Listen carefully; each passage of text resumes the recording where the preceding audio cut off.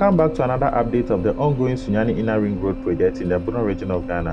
In this episode, we take you inside the cab of a Sinotruk motor grader operating at Bakoniaba, giving you a rare opportunity to experience road construction from the operator's perspective.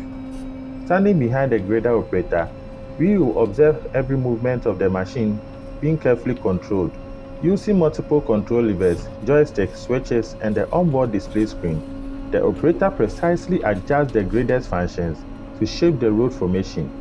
Each movement of the controls is translated into the position of the grader's blade, allowing the machine to cut spots, redistribute material, and level the road surface with remarkable accuracy.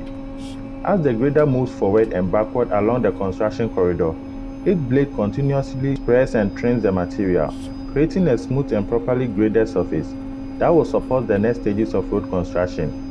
The precision required to operate a motor grader demonstrates the skill and experience needed to achieve correct road profile, drainage, and surface levels before the pavement construction begins.